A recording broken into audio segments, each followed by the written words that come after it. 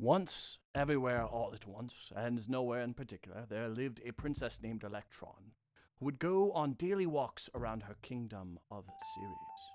As she walked, she would have to fight a variety of foes who would stop her in her path. And she would get quite tired at the end of the day, having to recharge on a nutritious diet of pizza, which would give her 3 hearts of power and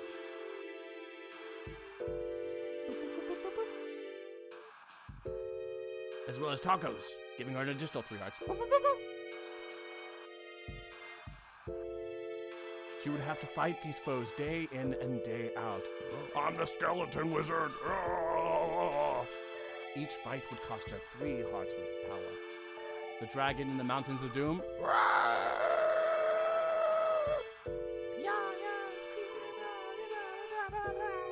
would also cost 3 hearts. She would be completely exhausted at the end of the day, requiring a hearty meal. Some days she wouldn't be hungry enough to eat pizza and tacos, so she'd just eat pizza, giving her 3 hearts. She could fight the skeleton wizard. I'm the skeleton wizard! But the dragon would chase her out. Oh, I'm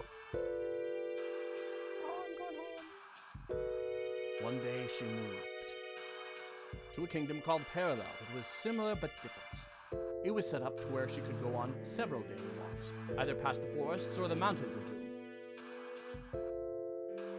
This proved much easier for her, as she didn't have to pass both monsters at the same day.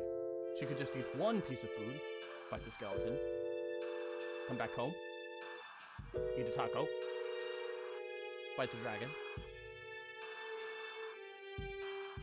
In our world, food gives us energy. It pushes us through our day. In Princess Electron's world, energy is a little bit of a different form. Electrons are powered by something called voltage. That's the amount of push that is acted on the electron, making the electron a little bit stronger. Oh, strong man Electron with the barbell arms. Oh, so strong. Powerful Electron. 2 barbells, wow. Well, maybe it's a little bit closer to a stream that pushes electrons.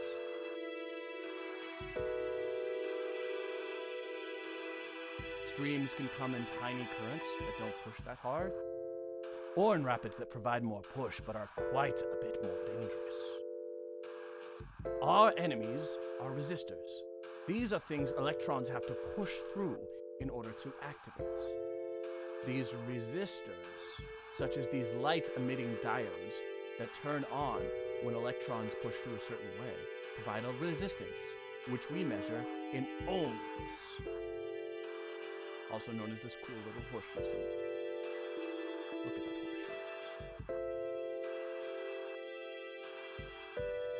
In our kingdom of Ceres, we have 2 3-ohm resistors, which our princess had to push through, or our electrons have to push through. Those create a total of 6 ohms of resistance. Our electrons require 1 volt of current pushing them in order to get past 1 ohm of resistance.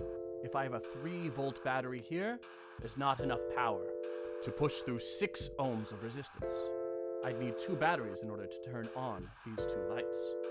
6 volts for 6 ohms. Our parallel circuit works differently. The electrons can take one of 2 paths, each providing 3 ohms of resistance. The electrons never have to push past both paths. So 1 battery of 3 volts is enough to turn on both of these resistors. If I remove one, my circuit will still work. In series circuits, however, if you remove one, there's not a complete path for your electrons.